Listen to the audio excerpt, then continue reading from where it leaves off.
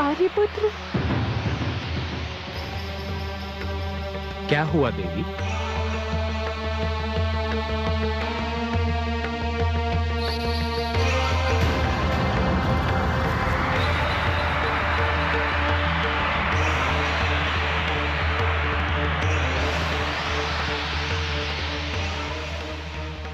नहीं नहीं सुमित्रा नंदन, नहीं। बाण मत चलाना, मैं तुम्हारा शत्रु नहीं, मित्र हूं। रुक जाओ अनुज। भ्राताश्री, यह किसी राक्षस की माया भी हो सकती है। किंतु सत्य जाने बिना प्रतिकार करना अनुचित है अनुज। यदि ये राक्षस होता तो तुम्हें सुमित्रा नंदन कहकर नहीं पुकारता।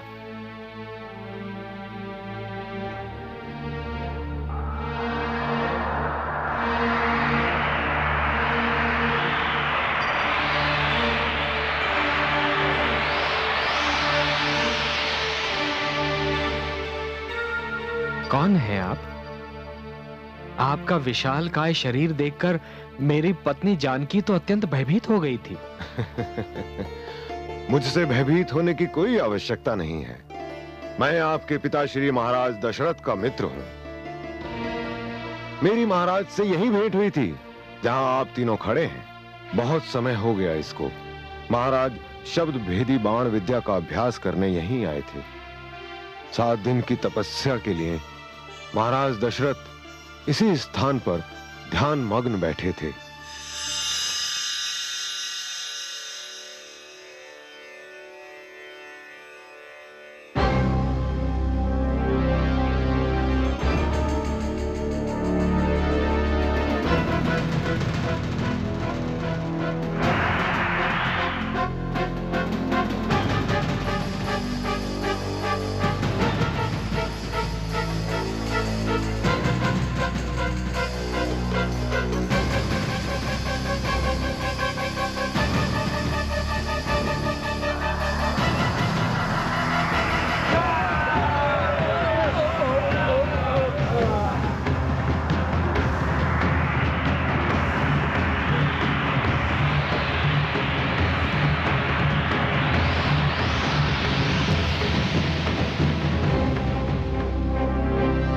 दुष्टता है।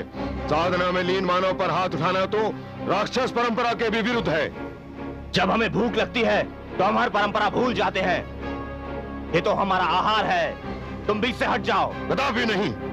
तुम नहीं जानते हम कौन हैं। हम लंकेश के भ्राता खरदूषण के सैनिक हैं। तुम कोई भी हो, मेरे रहते इस मानव को हाथ नहीं लगा सकते। ये यूं नहीं मानेगा।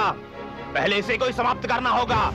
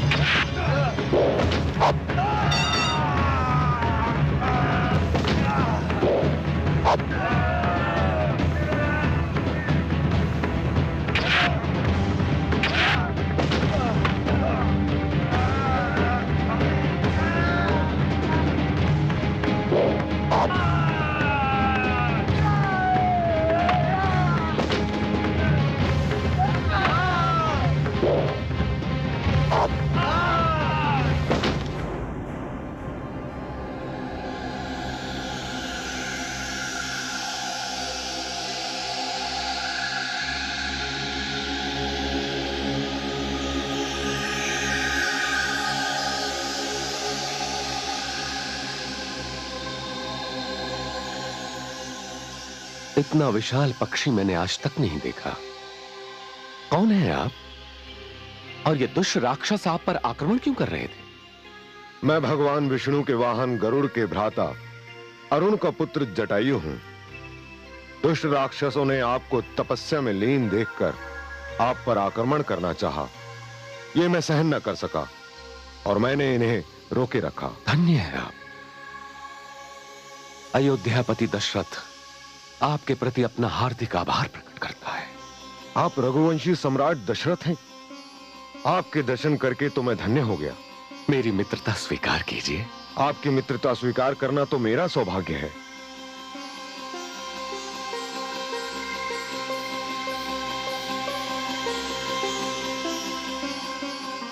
अब ये मित्रता कभी नहीं टूटेगी। कभी नहीं, मेरे जीवन के अंतिम श्वास तक नहीं। मेरे मित्र कैसे हैं और कहां हैं? पिताश्री ने स्वर्ग में वास कर लिया है। मित्र, किंतु स्वर्ग में उन्हें बहुत देर अकेले नहीं रहना पड़ेगा। मैं भी बूढ़ा हो चुका हूं। शीघ्र ही अपने मित्र से जा मिलूंगा। आप सब कहां जा रहे हैं? हम सब पंचवटी की ओर जा रहे हैं। यहां से कितना दूर है? अधिक दूर नहीं, आइए मेरे साथ।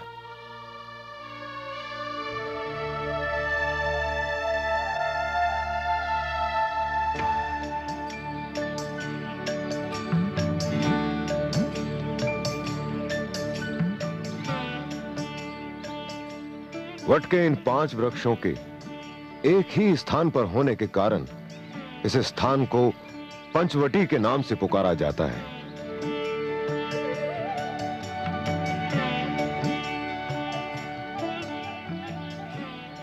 कितना मनोरम स्थान है।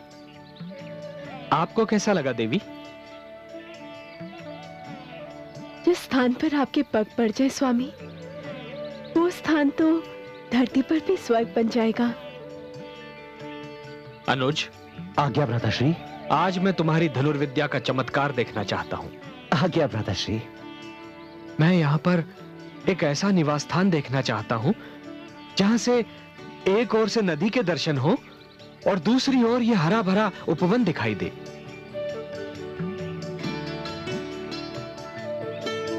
आपकी आज्ञा का पालन होगा भ्राताश्री।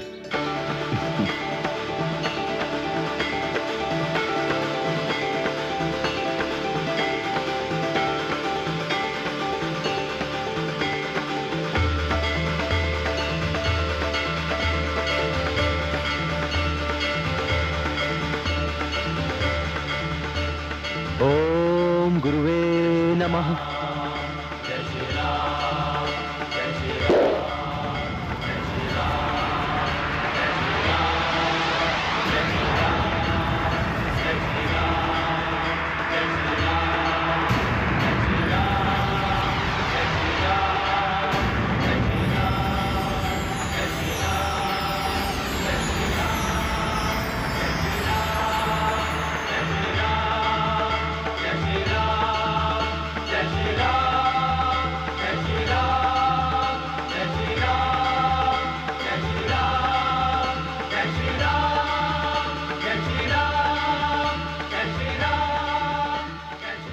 सुंदर, अति सुंदर। अनुज, भ्राताश्री, ये सब गुरु विश्वामित्र का आशीर्वाद है। आपकी आज्ञा का पालन हुआ। चलिए अपने निवास स्थान में प्रवेश कीजिए। आइए। नहीं अनुज, निवास स्थान में प्रथम प्रवेश तो नारी का ही होना चाहिए, क्योंकि नारी घर की शोभा ही नहीं, लक्ष्मी भी होती है। और लक्ष्मी केवल धन की देवी नहीं, सुख शांति की देवी भी है। आइए देवी।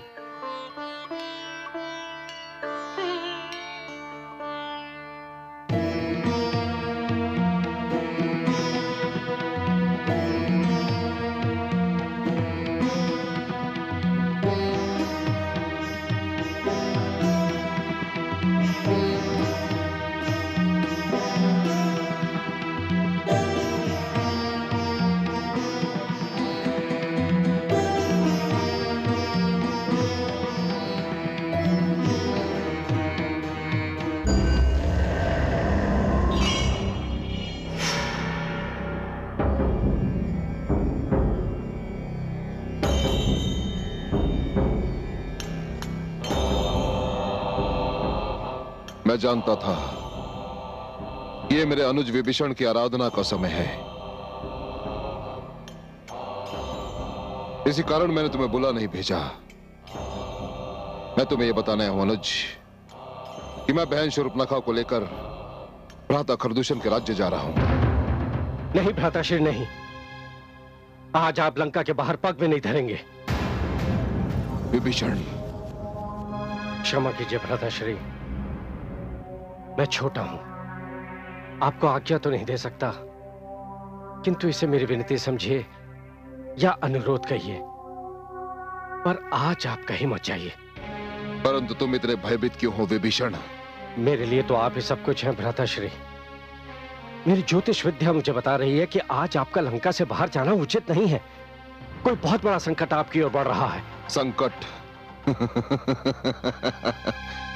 तुम बार बार ये क्यों भूल जाते हो अनुज कि संसार का बड़े से बड़ा संकट भी मेरा कुछ नहीं बिगाड़ सकता, क्योंकि मुझे स्वयं ब्रह्मा का वरदान प्राप्त है।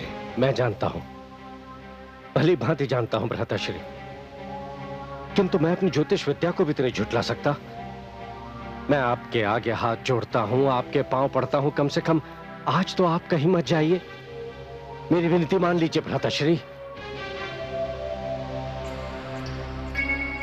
अनुज विभीषण, तुम जानते हो कि मैं तुमसे कितना स्नेह करता हूं, और तुम ये भी जानते हो कि मेरा निश्चय अडिग होता है, जिसे संसार में कोई नहीं बदल सकता, क्योंकि मैं रावण हूं, लंकापति रावण, स्वर्गाधिपति रावण। परंतु मैं अपने अनुज का हृदय भी नहीं तोड़ सकता। यदि तुम कहते हो अनुज, तो आज मैं कहीं नहीं जाऊंगा। धन्यवाद, बहुत बहुत धन्यवाद भ्राताश्री, बहुत बहुत धन्यवाद।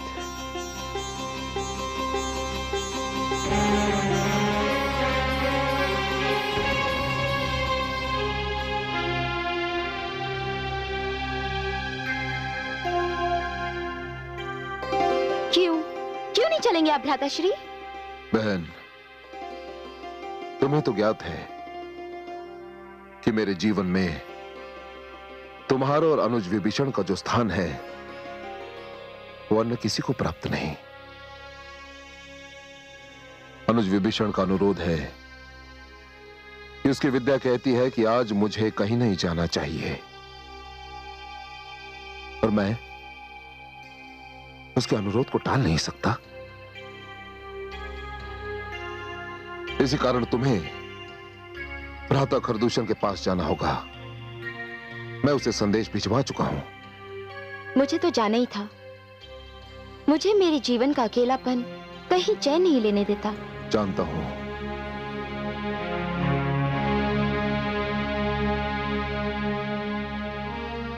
मैं तुम्हारे पति के वध को भूल नहीं पाया हूं,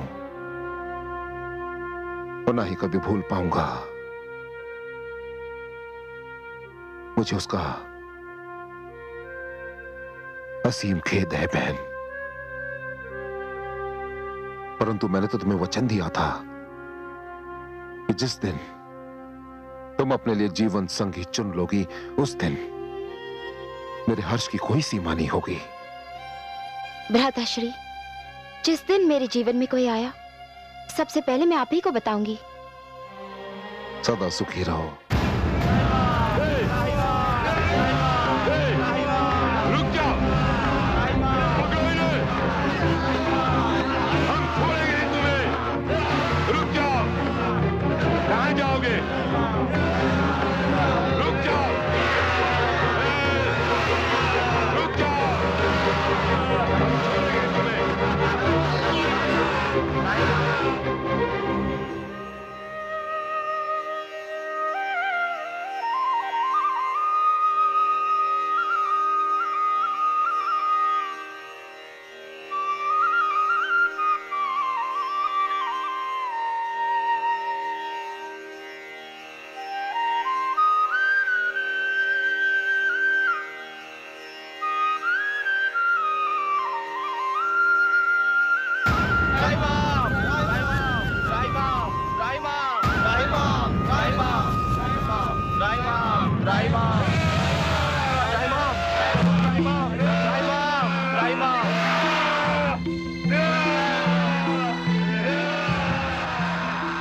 दुष्टों, क्यों इन असहाय ऋषिगण को आतंकित कर रहे हो? ए मानव, तू नहीं जानता हम कौन है? हम रावण के भ्राता खर और दूषण के सेना नायक त्रिशरा है। इन ऋषियों को हमें दे दो।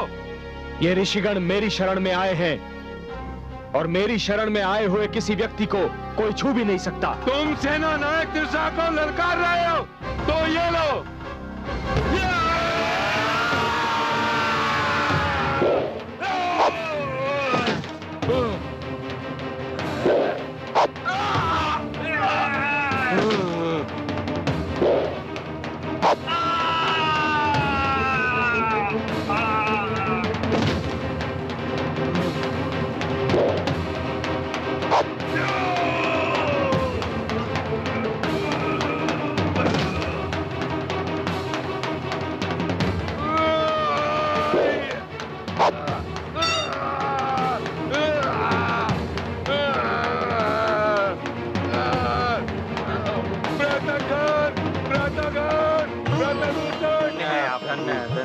धन्य हैं, आप धन्य हैं प्रभु, धन्य हैं, धन्य हैं प्रभु।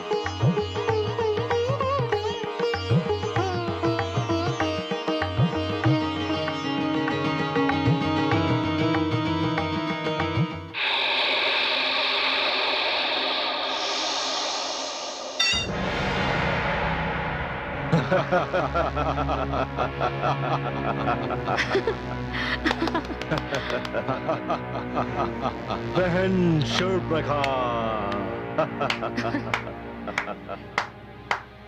मुझे गर्व है कि मैं खर और दूषण जैसे वीर भाइयों की बहन हूँ, जिनका खड़क पाषाण के हृदय को भी चीर सकता है।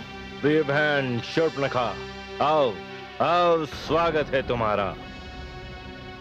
मैं तो समझा था तुम तो हमें भूल गई, हम सौतेले भाई जो ठहरे। कदापि नहीं, मैं अपने सौतेले भाइयों से भी उतना ही प्यार करती हूँ जितना अपने सगे भ्राता लंकेश रावण से।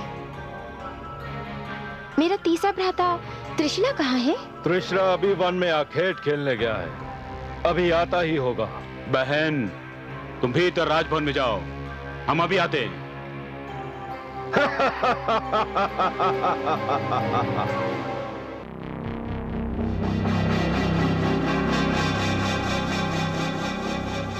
व्रतखर, व्रतदूषण, व्रतखर, व्रतदूषण, व्रतखर, व्रतदूषण। बहन शूर्पणखा। क्या हुआ भ्राता त्रिशरा? तुम्हारी ये दशा किसने बनाई? क्या बताऊं बहन शूर्पणखा, ऋषियों को मारने गया था, पंचवटी में न जाने कहां से एक मानव आ गया जिसने मेरे सारे साथियों को मार डाला। मैं बड़ी कठिनाई से अपने प्राण बचाकर भाग पाया हूँ। मानव? देखने में तो मानव ही लगता है, किंतु महावीर लगता है। अपार शक्ति है उसमें, लगता है सारे संसार में उसे कोई हरा नहीं सकता। मुझे विश्वास नहीं होता। पर मुझे विश्वास है, मैं उसका सामना कर चुका हूँ। मेरे जैसा वीर उसे हरा नहीं सकता। लगता है उसे कोई हरा ही नहीं सकता।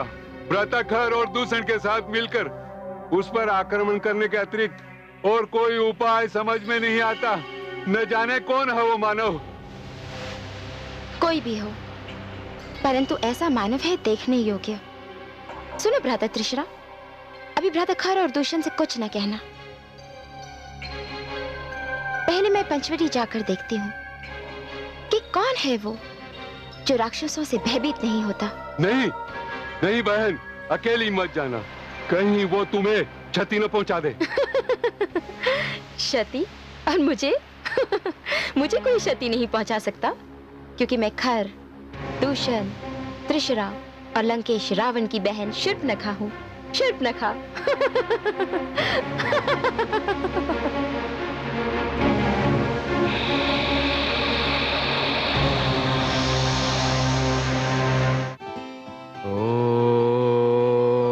ओम सूर्याय नमः।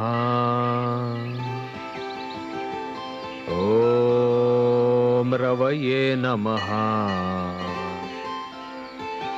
ओम आदित्याय नमः।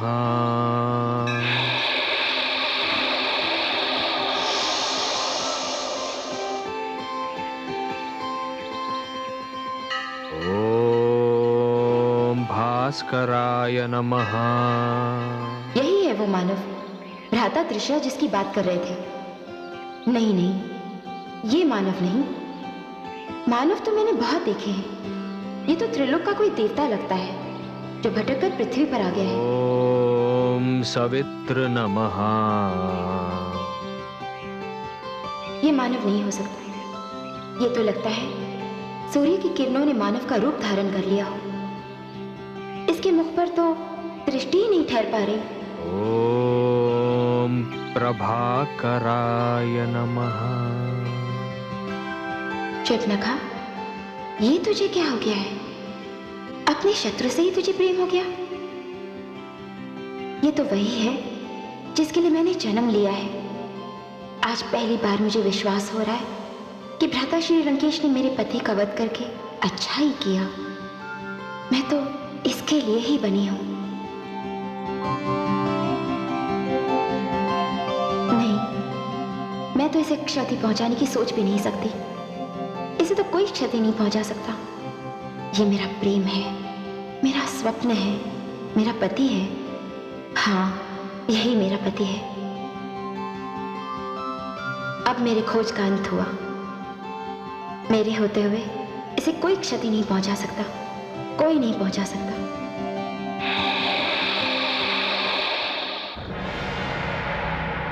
यह जानते हुए भी कि वह मानव हमारे कई राक्षसों का वध कर चुका है, तुमने बहन शूर्पणखा को वहां अकेले जाने ही क्यों दिया? मैं क्या करता? उसी ने कहा था आपको न बताया जाए। वह स्वयं जाकर देखेगी। आप तो परिचित है उसके हक से। यदि उसे कोई क्षति पहुंची तो भ्राता रावण को हम मुंह दिखाने के योग्य ना रहेंगे।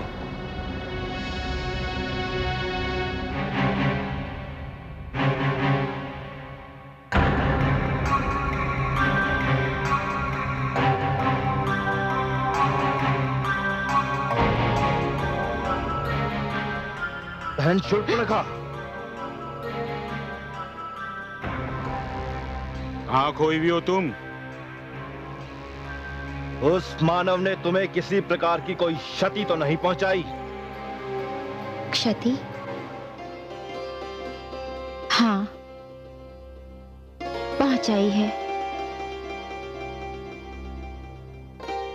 घायल कर दिया है उसने मुझे। घायल कर दिया? किसी प्रकार का कोई घाव नहीं दिख रहा और तुम कहती हो तुम्हें घायल कर दिया? दिखाई नहीं देगा। बहुत गहरा घाव है।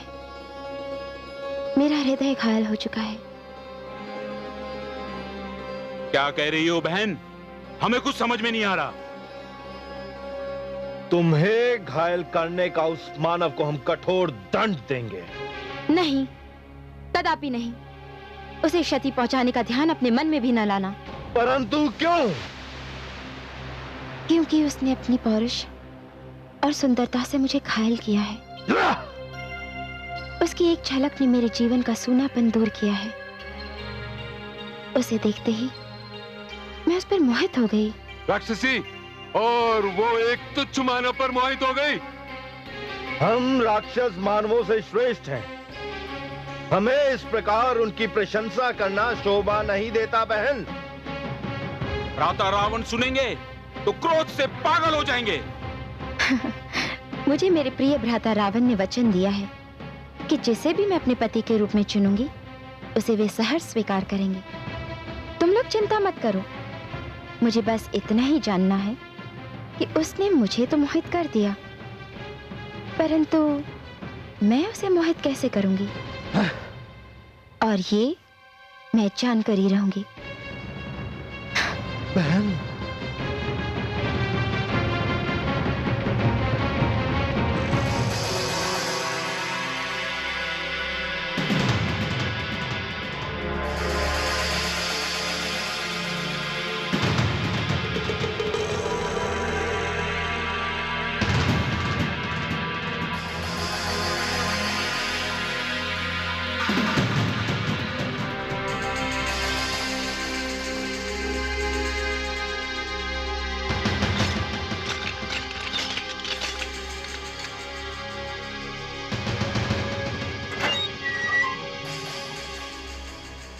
तुम्हारे भ्राता खर और दूषण के बंदी हो ऋषि।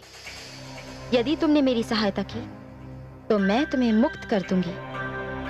मुझे तुम्हारी बात पर तनिक भी विश्वास नहीं, किंतु मैं एक ऋषि हूं। सहायता करना मेरा धर्म है। बताओ क्या चाहती हो? मुझे बस इतना बता दो, किसी मानव को आकर्षित करने तथा मोहित करने के लिए क्या करना चाहिए? मानव केवल मानवता पर आकर्षित हो सकता है। मानव किसी के रूप पर नहीं, उसकी विनम्रता पर, उसके निवेदन पर मोहित हो सकता है। पर यह यदि तुम अपने लिए पूछ रही हो तो मैं तुम्हें यह भी बता दूं कि यदि तुम किसी मानव को आकर्षित करना चाहती हो, मोहित करना चाहती हो, तो यह व्यर्थ है। तुम राक्षसों में ये गुण होते ही नहीं, हो ही नहीं सकते। मैं उसके लिए मानवता और विनम्रता की मूर्ति बन जाऊंगी। अपने घुटनों पर बैठकर उसे निवेदन करूंगी।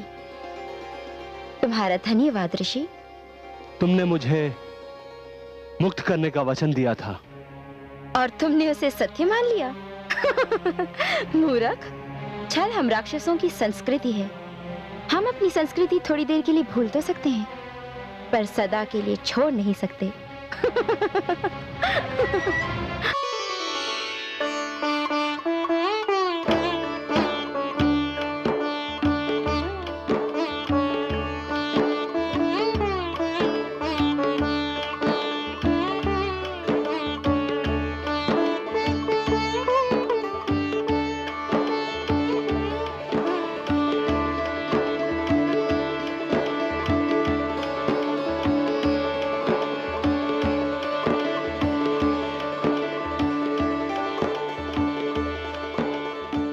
क्या देख रहे हैं आर्यपुत्र?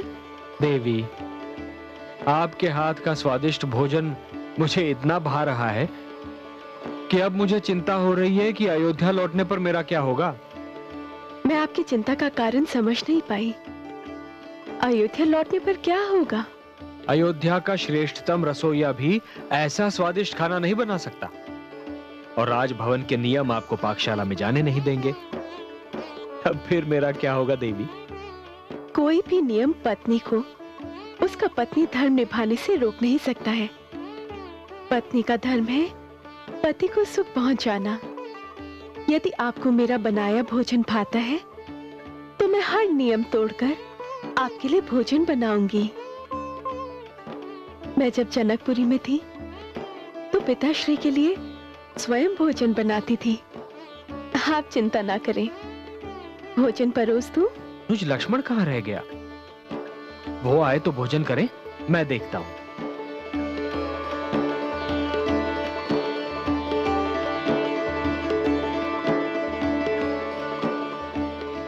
लक्ष्मण, लक्ष्मण,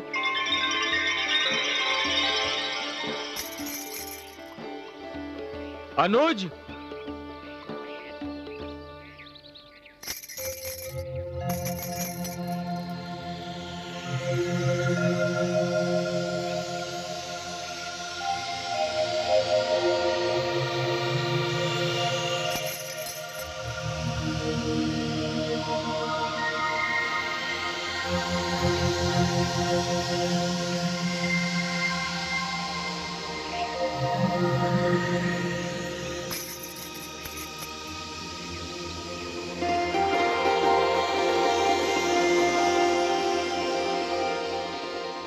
हे मानव, मैंने जीवन में तुम जैसा दूसरा मानव नहीं देखा। अवश्य ही मानवों में तुम श्रेष्ठ हो। कौन हो तुम? देवी, मैं दशरथ पुत्र राम हूं। राम? जितना सुंदर रूप है उतना ही सुंदर नाम। आपका परिचय देवी? जिस प्रकार तुम मानवों में श्रेष्ठ हो, उसी प्रकार मैं राक्षसों में श्रेष्ठ हूँ। मैं अजय योद्धा लंका नरेश रावण की बहन शूर्पणखा राक्षसी हूँ। राक्षसी? पर आपने तो मानवी वेश बना रखा है। तुम्हारे लिए राम, केवल तुम्हारे लिए। मैं समझा नहीं देवी। जिस क्षण से मैंने तुम्हें देखा है उसी क्षण से मैं तुम पर मोहित हो गई हूँ। तुम सूर्य की वंदना कर रहे थे और मैं तुम्हारी आराधना कर रही थी। मैं तुम्हारे समक्ष विवाह का प्रस्ताव लेकर आई हूँ। प्रशंसा के लिए धन्यवाद देवी, किंतु वो कुटिया देख रही हैं आप? हाँ, देख रही हूँ। उस कुटिया में एक सुंदर नारी है और वो सुंदर नारी मेरी धर्म पत्नी है। मैं विवाहित हूँ देवी। तो क्या हुआ, हम राक्षसों में भी कितने ही विवाह कर सकते हैं, और मैं जानती हूँ कि तुम मानवों में भी यही परंपरा है। किंतु मैंने एक पत्नी व्रत लिया है देवी। मेरे तन, मन, जीवन और आत्मा पर मेरी पत्नी का संपूर्ण अधिकार है, और उसके रहते और किसी नारी के विषय में मैं सोच भी नहीं सकता।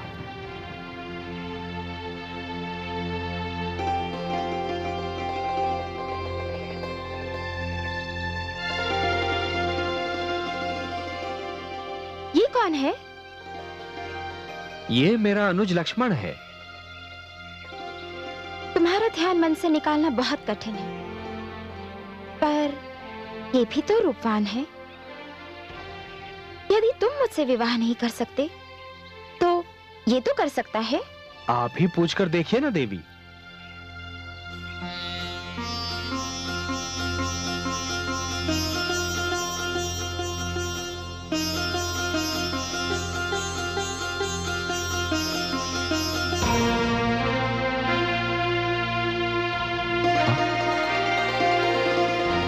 आप कौन है देवी? मैं राक्षसी शूर्पणखा हूँ। मुझे अपने लिए एक वर की खोज है। क्या तुम मेरे विवाह का प्रस्ताव स्वीकार करोगे? मुझे खेद है देवी कि मैं आपका ये प्रस्ताव स्वीकार करने में असमर्थ हूं। क्यों? क्या तुम भी अकेले नहीं हो? हूं भी और नहीं भी। अर्थात? नहीं इसलिए देवी कि मेरी एक धर्म पत्नी है, और हूं इसलिए कि इस समय वो मेरे साथ नहीं है। मर्यादा का कर दिया शूर्पणखा ने त्याग, उसके तन मन में जले कामुकता के आग। लक्ष्मण से पाते भला कैसे यह व्यवहार, लज्जा है सबसे बड़ा नारी का श्रृंगार, नारी का श्रृंगार।